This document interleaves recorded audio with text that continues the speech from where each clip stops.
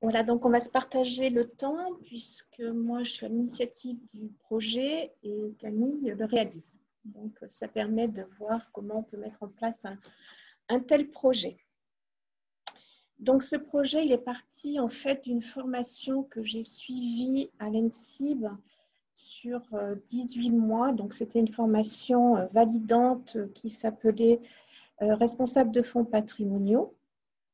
Donc, à l'issue de cette formation, on avait en fait un rapport à faire sur notre manière de valoriser notre fonds patrimonial. Donc, je me suis questionnée, je me suis demandé qu'est-ce que je vais pouvoir proposer. Et en fait, j'ai eu cette idée. Donc, mon questionnement, c'était comment proposer un projet novateur afin de constituer un fonds de mémoire de notre ville, mais également en impliquant ses habitants. Donc de là est née l'idée de solliciter les possesseurs de cartes postales et d'images anciennes afin de créer une banque d'images faite par et pour les habitants. Donc en fait, c'est une position nouvelle car elle change la posture de l'établissement qu'est une médiathèque. En effet, notre position classique, c'est de proposer des documents. Et là, en fait, on a inversé le processus puisqu'on offre la possibilité aux habitants de prêter leurs documents à la médiathèque. Donc, ce n'est plus la médiathèque qui propose ce qu'elle souhaite faire voir, mais ce sont les prêteurs qui deviennent acteurs et prescripteurs avec comme but de constituer une mémoire commune faite par et pour les habitants. Donc, cette réalisation, elle est aussi rendue possible grâce aux technologies nouvelles, puisqu'on va numériser les documents et les mettre sur notre site Internet. Donc, Camille va prendre la suite pour vous parler comment le projet s'est mis en place. Donc, la première étape, ça a été bien sûr de faire valider le projet par le conseil municipal, ce qui a été fait en 2017, et ensuite faire une demande de subvention à la DRAC en 2018. Subvention que la médiathèque a obtenue.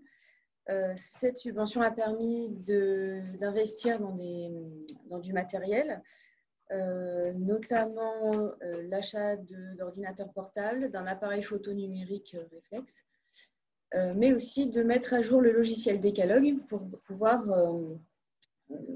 intégrer les images en fait, dans le logiciel et du coup ça apparaîtrait sur le site internet. En 2019, la mairie a créé un poste mutualisé avec le musée Yves Machelon, qui est aussi un musée municipal, qui est donc mon poste, qu'on me l'a proposé. Et du coup, ça a permis de concrétiser la mise en place de la banque d'images à la médiathèque. Donc, dans un premier temps, j'ai commencé par établir les documents contractuels et juridiques nécessaires au futur prêt de documents. Donc, par exemple, le protocole de prêt pour usage interne, les documents relatifs au droit à l'image, mais surtout les conventions de prêt qui sont signées entre les prêteurs et la mairie. Ensuite, pardon, vous avez dû changer.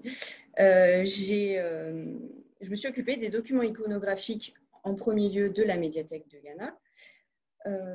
Il s'agissait en grande partie de cartes postales anciennes, mais aussi de quelques photographies et une ou deux gravures, il me semble, ou reproductions de gravures en tout cas. Sachant que la banque d'images, elle est axée sur la représentation de Ghana et des environs proches. Donc, j'ai numérisé les documents. Je les ai traités parfois sur Photoshop.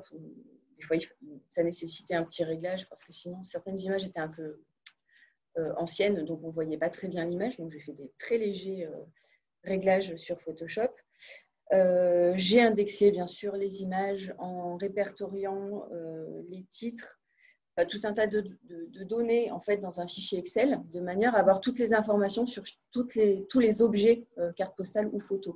Donc, par exemple, j'ai donné un titre quand il n'y en avait pas. Quand c'est des cartes postales, souvent, il y a toujours une petite légende. Donc, j'ai repris la légende quand il y en avait. J'en ai fait une description. Qu'est-ce qu'on voit sur l'image? J'ai mis des thématiques parce qu'après, dans le décalogue, vous savez, il y a des mots-clés. En fait, ça a permis, après, quand je les ai mis dans le décalogue, d'avoir déjà les mots-clés. Bien sûr, j'ai répertorié les éditeurs, le type de support, est-ce que c'est un format paysage, portrait, tout un tas de données comme ça. J'ai répertorié, enfin j'ai entrer dans le fichier également les correspondances. Parce que si des chercheurs, par exemple, ont besoin du document, ça peut aller un petit peu plus vite. Et puis des fois, ce n'est pas très lisible parce que c'est écrit très très petit, c'est écrit à la plume, c'est un peu effacé. Enfin, voilà. Parfois, la correspondance peut être intéressante pour les gens qui pourraient utiliser la banque.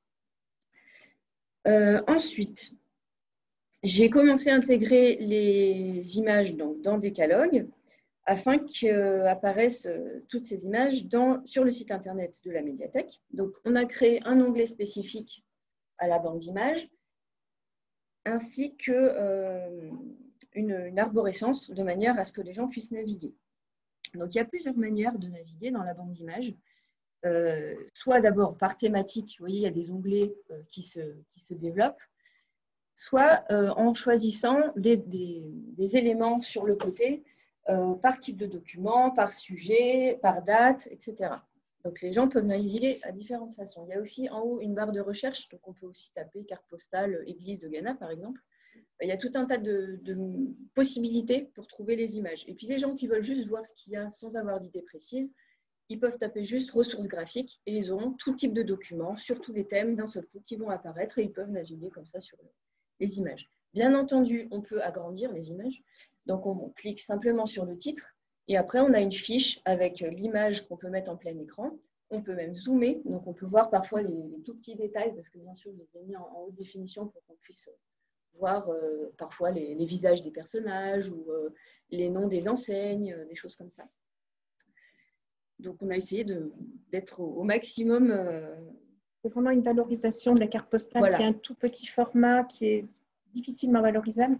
Et là, le fait de le numériser permet vraiment de le mettre vraiment en valeur. Voilà. Donc, après avoir fait ce travail sur la collection de la médiathèque, j'ai attaqué la collection du musée municipal Macheron, qui a aussi une collection de cartes postales anciennes relativement importante quand même. Ils ont également des images, des photos, pardon, mais je ne me suis pas encore occupée. Donc, la médiathèque et le musée municipal, déjà, on avait environ 265 images, ce qui est déjà assez intéressant. Différentes, je précise.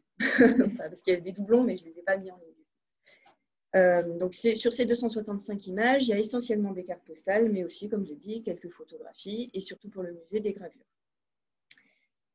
Donc, la campagne de prêt auprès des individuels et des institutions a été lancée en janvier 2020. On a sollicité donc des prêteurs publics, mais aussi privés, pour le prêt de tout type de documents graphiques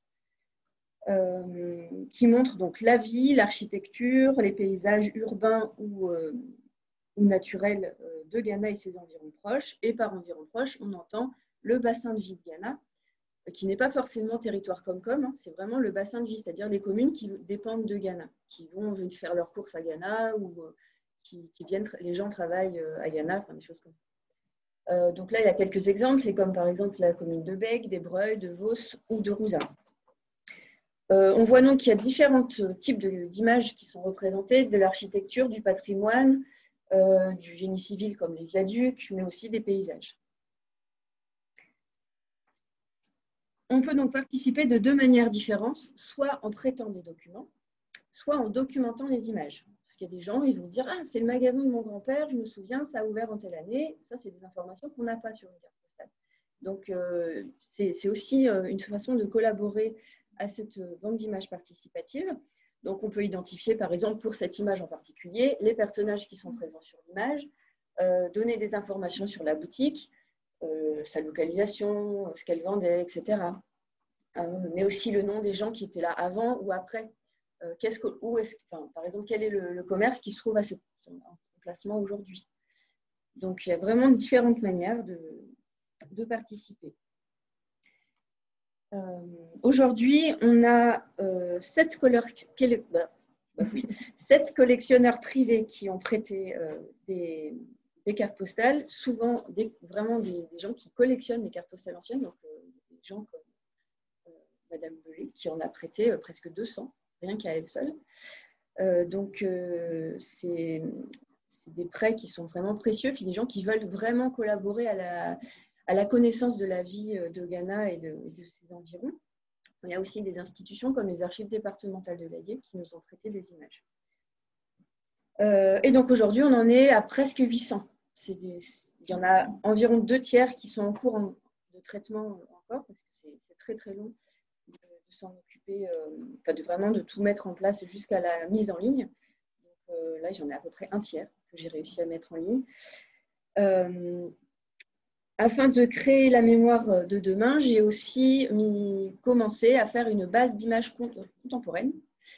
Donc, j'ai pris des photos de la ville de Ghana depuis que je suis en poste, de manière à créer la mémoire, les images que les gens pourront utiliser et comparer dans 20 ans, dans 30 ans. Voilà, et puis aujourd'hui, c'est presque fini. Voilà, donc ça permet, entre autres, de voir aujourd'hui l'évolution du champ de foire avec la bande ancienne et la bande contemporaine. Voilà, on va s'arrêter là parce que du coup, j'ai trop parlé.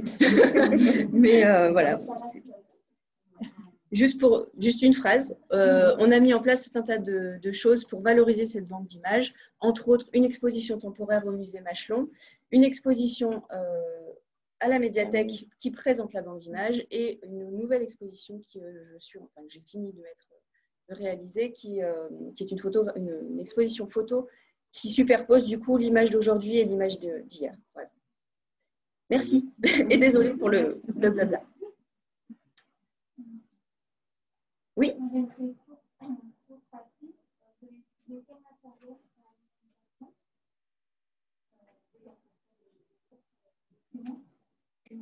Quels outils numériques, vous avez parlé de Photoshop, est-ce que pour ce type d'image, pour la photo du bas? D'accord. Alors la question est, qu'est-ce que j'ai utilisé comme matériel de numérisation et de traitement d'image? Pour la numérisation, en fait, on a tout simplement utilisé le copieur de la médiathèque qui permet de numériser à haute définition. Du coup, ça nous a évité d'investir sur un scanner puisque celui-ci convient très bien. On a quand même des images, je crois, qui scannent à 600 dpi et du coup, je ne me rappelle pas en nombre de pixels par pixel, mais c'est quand même assez gros. Ça permet vraiment de zoomer très près, en restant net. Donc, on n'a pas investi particulièrement là-dessus. Et après, sur le traitement de l'image, effectivement, j'utilise Photoshop essentiellement. Excel pour ce qui va être indexation, décalogue, bien sûr.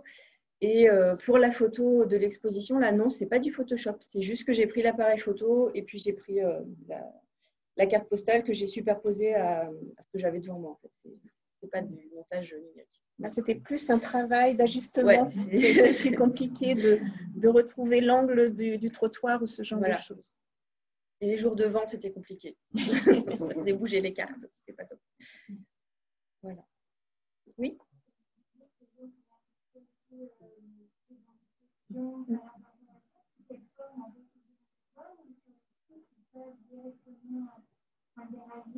Alors, c'est une bonne question. Savoir comment les gens peuvent documenter les images. Est-ce qu'ils doivent venir à la médiathèque ou est-ce qu'ils peuvent le faire sur Internet? Alors, pour l'instant, ils doivent venir nous voir ou nous appeler au téléphone. Mais depuis hier, on a vu avec Décalogue, on va pouvoir avoir un onglet commentaires sous les images. Donc, du coup, les gens vont pouvoir interagir directement sur le site. Voilà, mais ce n'est pas encore en place, du coup. C'est bientôt. C'est la bonne nouvelle d'hier. Oui.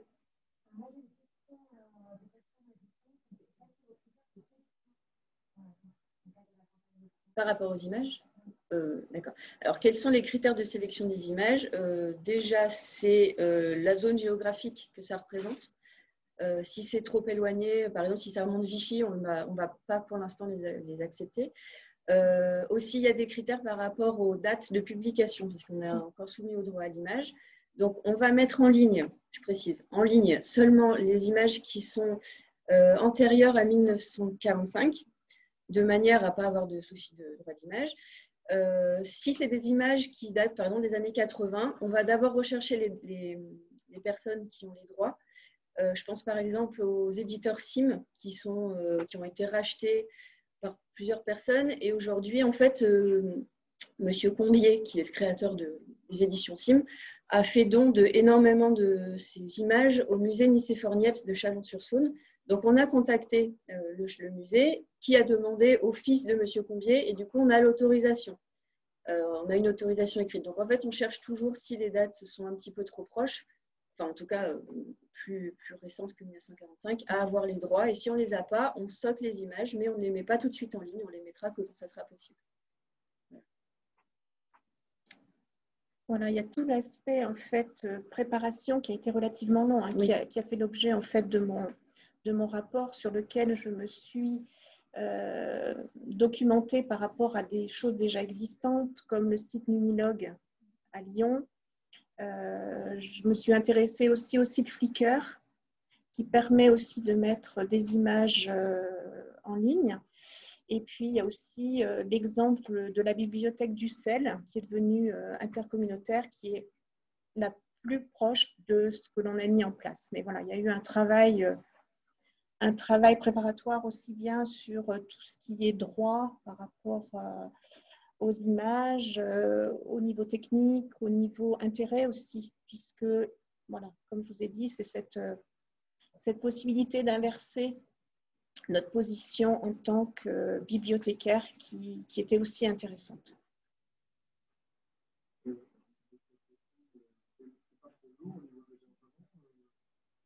Pour l'instant, ça passe très bien. Ça s'ouvre bien, il n'y a pas de souci. La question est de savoir si c'était un peu lourd niveau hébergement sur Internet. A priori, pour l'instant, ça marche. Donc, on verra quand j'aurai mis les 800 images, mais pour l'instant, ça fonctionne bien. Voilà, et on vous invite à aller sur le site. Oui, c'est très facile bien sûr. d'utilisation. Voilà, pour terminer.